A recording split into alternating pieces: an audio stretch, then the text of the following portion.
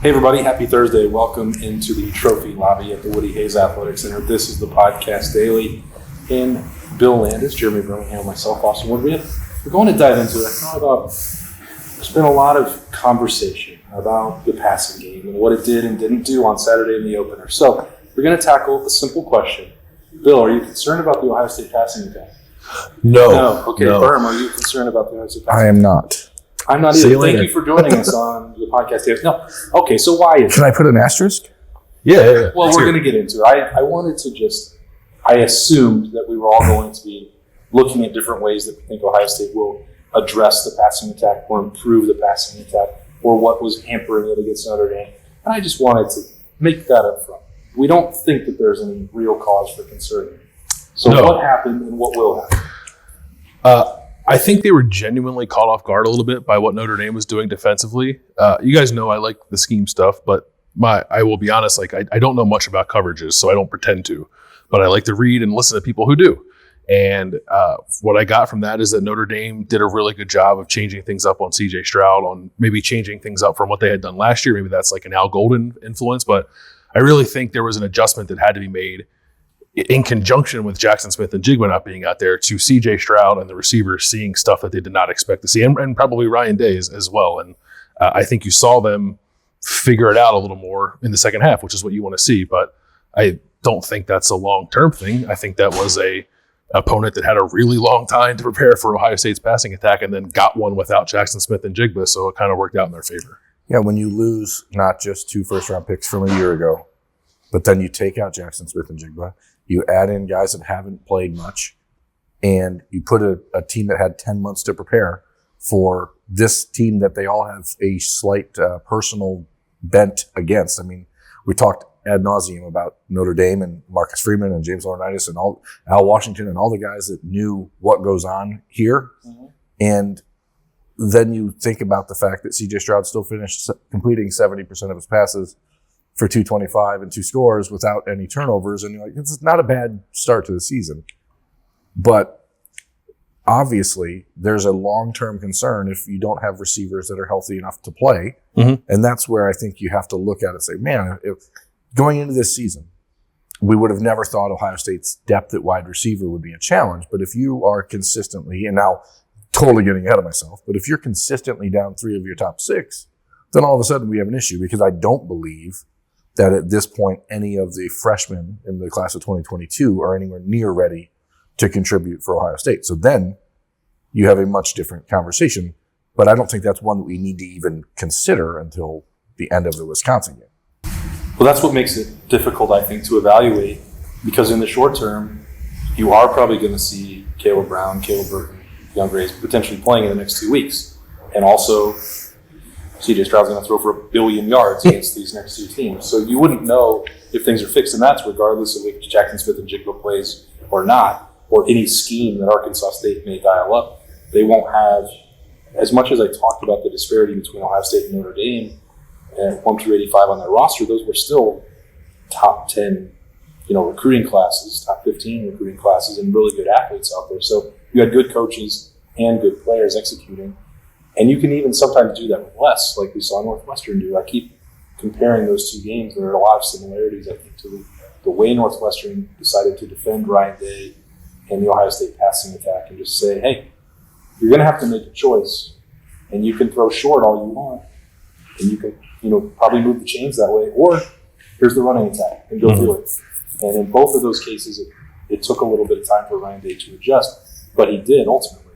Now, if other teams are starting to see what happened in the second half, are they going to make the same choice and just let Travion Henderson and Ryan Williams carve them? Maybe yes, they will. Probably. Yeah, maybe they will. But that gets more challenging the more that happens over and over and over, and you get Jackson Smith and Jigba back, and Emeka Egbuka starts getting rolling, and Marvin Harrison gets more experience, and maybe Julian Fleming gets healthy or Cameron Babb. Then suddenly it becomes a lot more difficult, I think, to just sit back and do nothing and slowly bleed it out. Maybe that's the better way, but probably. Well, it keeps games closer. Yeah, it stops you from being just caught under an avalanche of yards and points. This is something that I think Ryan Day had to know heading into this season. Defenses are going to play a lot of that stuff that you're talking about. Go ahead, take the 8-yard passing routes. We do not care. What you're not going to do with this Ohio State team is let them beat you on the deep crossers, not going to let them beat you deep on the edges, and then you force them to be consistent in the running game. And even as good as the running game was on Saturday night in the fourth quarter, it was still sort of took a little bit of time to get going. It was a little clunky, and I think that's what you get when you have offensive linemen that are playing, the first start for Paris Johnson at left tackle, first start for Donovan Jackson, first start in a while for Matthew Jones, where it's like his job and not filling in for someone else. It's a different ball game when you're talking about this offense as opposed to last year. And I think one of the things that happens with college football in general is that people carry last year to this year because that's how it's not. It's a different team. It's a totally different team. Yes, you have some of the different same parts, but everything is going to be handled different, and teams around the country are going to adapt to Ryan Day's offense. You have to. They've scored 20 points in 62 straight games. Like, they're not being slowed down. So, like, at some point, you have to stop. You have to go, okay, we need to figure out a new way. And I think I would rather lose to them by letting the Buckeyes outrun you than throw for 500 yards. I think the amusing part is that, there was some perception that C.J. Stroud didn't play a great game on Saturday night. And bettors reacted to that. They moved him down in the Heisman Trophy, from number 1 to number 2 in the betting odds, or, he missed a throw to Emeka Egbuka, missed a throw to Marvin Harrison. And hey, removing he didn't miss a throw. I understand that. I'm just talking about the perception of that. We watched it a lot more closely, and we've talked to a lot of other people about those throws, and we have a better appreciation than maybe some of those other people outside that are adjusting down and thinking that C.J. Stroud was off or not quite the same. Like, it's important to put the rest of that game in context. And we've also talked about the throw to Mayan Williams and how insane it was, and some of the others, the touchdown to Emeka Egbuka early on, that I don't know how many other quarterbacks could even make that. Yeah. Could have been an interception by 2 different defenders if he wasn't so good. So, to act like that was some sort of problematic performance, that is crazy. Yeah, I didn't come away thinking that. It wasn't his best game. It certainly wasn't his best statistical game. He's had other games where he's looked a little more comfortable than he did. But I don't, is anyone concerned that C.J. Stroud is not going to be a surgical pocket passer like he was last year? Like, of course he's going to be that. Maybe he had to knock some rust off. Maybe he was a little shook by Jackson not being in there. But the thing that he did do better than he did last year is the stuff that he was talking about when we were speaking with him on Tuesday.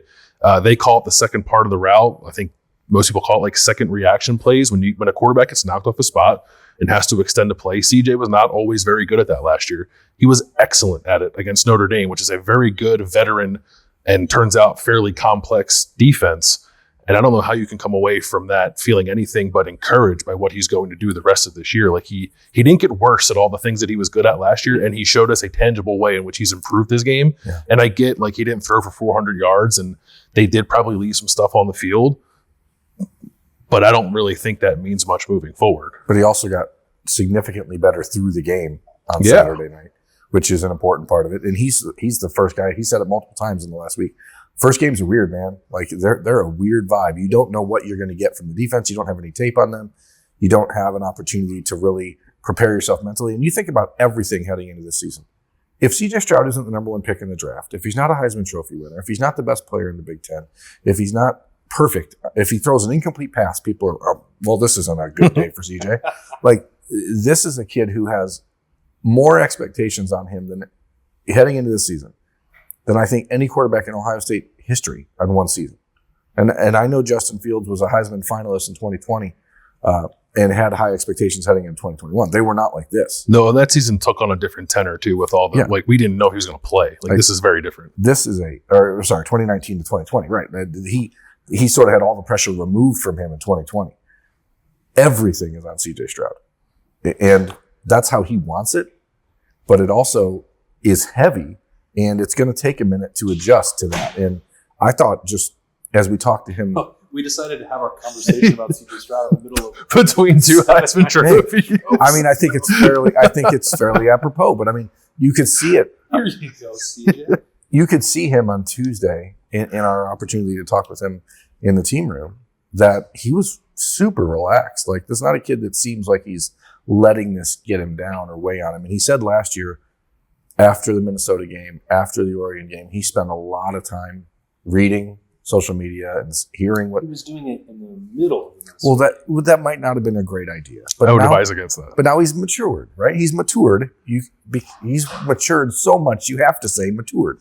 And the fact is, he just didn't seem like this guy that's worried about it. And if the quarterback doesn't visibly show signs of like, I'm shook, then I don't think anyone else should be worried about it.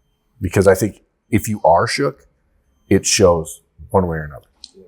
You gotta chill. Yeah, you gotta chill, Bill. You gotta chill, It's that Bill. personality that we talked about so much. Wait a second. Unflappable out there. Yeah.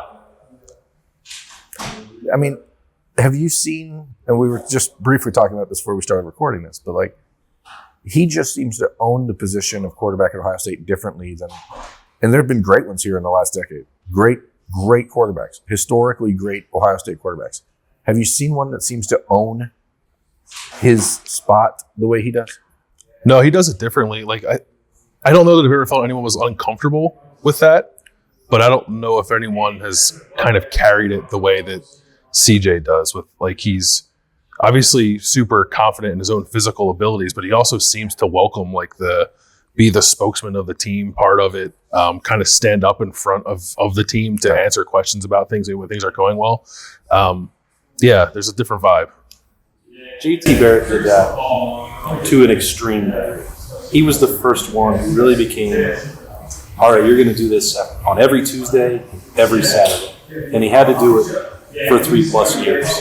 And at the end of it, I can say this because he and I have talked about it in hindsight. We did on the Buckeye cruise. They hugged it out Not too long ago. It wasn't personal. If I talked to him on the side and had a one-on-one conversation with him, it was great. Yeah. What he got tired of was 50 people, 10 cameras, week after week after week, and they weren't winning every game by 100 points, and that got very old. But that didn't change the impact that he had in front of the team, which is continuing to give those famous speeches. And I was able to at one point get audio copy of what was actually said and ask him what was going through his mind and how he did all that. And like, the team responded to JT Barrett at a high level. At the end, was frustrating, I think, for everybody. But he really commanded it. Now, it's a different conversation between what you're able to do from the high-level offensive production, because Dwayne started elevating that. Justin did it differently. He was an outspoken person to bring football back during COVID. I don't think Ohio State's had a deficiency like that, but nobody maybe looks as comfortable in front of the media the way that CJ does. Yeah, and I don't think you can fake that. You know what I mean? Mm-hmm. Like, I think that is indicative of his mindset of this whole thing, which is to go back to the original point of this entire conversation. There's no reason to be concerned about what this passing offense and Ohio State's offense in general is going to look like because of the general they have there. I, for one, am glad we have the same questions that we finally had. We finally have the same questions we had in the JT Barrett era. Can our quarterback throw the ball or not?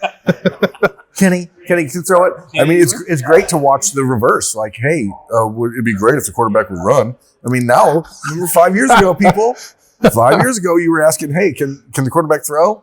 So let's be grateful that things have evolved and that you have the opportunity to see a quarterback who wants to step back in the pocket and throw the ball. And he threw it 34 times, completed 24 balls. It wasn't like his adjusted completion percentage was close to 80%. I don't know what that means. It's pretty good. How do you adjust a completion percentage? I think it takes drops out of the equation, which I don't think there were very many of. But he was already at 70% anyway, so it's pretty great. Doesn't matter very much. I believe that if you just had all your mistakes and mess ups just removed from life, it'd be pretty awesome. But if it's not your fault, oh wow, okay, nice victim mentality. Way to go, pal. It's not your fault, Will. Okay. It's from a film called Good Will Hunting. Yeah. Not your fault. Yeah.